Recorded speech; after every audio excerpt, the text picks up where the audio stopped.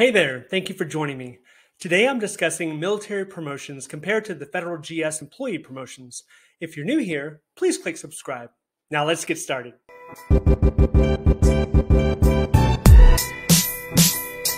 During my time in the Army, I had the good fortune to be promoted multiple times, and when I took the uniform off and prepared to enter the civil service with the federal government, I also received a promotion. So what's the difference between an Army promotion and a federal GS promotion? Well, let's talk about it. In the Army, promotions can be pretty cut and dry. The entire promotion process is governed by the Army Regulation 600-8-19. Enlisted promotions are initially tied to time in grade and time in service, and many times it's accompanied by a promotion board. Also, there are promotion points that come from your physical fitness score, marksmanship, college credits, among other factors. Now, once an enlisted soldier is promoted to, say, Staff Sergeant, E6, then their future assignments and evaluations become even more important. For example, if your goal is to be an E8 in the Army, then you typically have to prove success and have the right assignments as an E7. As a commissioned officer in the Army, evaluations and assignments probably have a greater weight in potential promotions. For example, there are a lot of officers that wait in line for an opportunity to have a company command as a captain, for a better chance to be promoted to major afterwards. Now, there are some profound differences on how promotions are achieved in the federal government as a GS employee. In the federal system, it is possible to be hired as a GS7 or a GS9 or any level and never receive a promotion over the course of 20 years. This same situation is generally unheard of in the military. The military typically has retention control points, and after a certain number of years, you'll be discharged because you did not advance through the ranks quick enough. Now, if you're seeking a federal job, when you search for those jobs on usajobs.gov, the job announcement will often display promotion potential. I will show you an example. This announcement shows GS9/11/12, which is referred to as a ladder position. In this case, it typically means you would be hired as a GS9, and after 12 months, you would then be promoted to GS11, and then after 12 more months, you'll be promoted to GS12. Keep in mind, this is largely dependent on your job performance and also the budget of the office that you're working for. Now, not all federal jobs are ladder positions.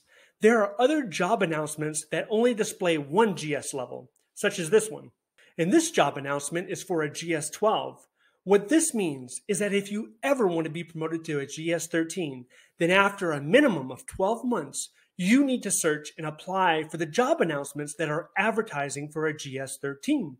The majority of GS job announcements will ask you if you have at least 12 months in the lesser grade to be qualified to apply. For example, if you are applying for a GS15, you will be asked if you have at least 12 months of GS14 equivalent experience. This is where it can be a little subjective. The equivalent level of experience to GS grade is quite subjective, and it does not equate to a specific military rank.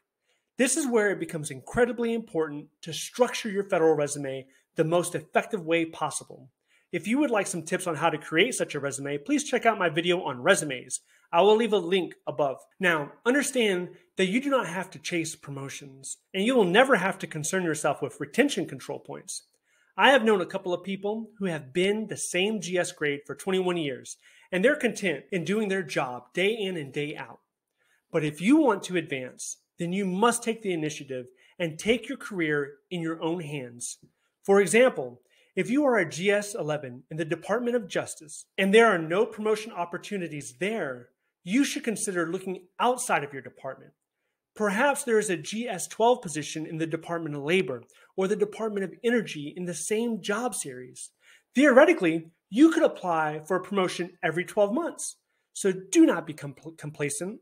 And do not be afraid to take on new challenges. In my experience, the first department I was hired in was the Department of Veteran Affairs, and I felt over time that I was ready for a promotion.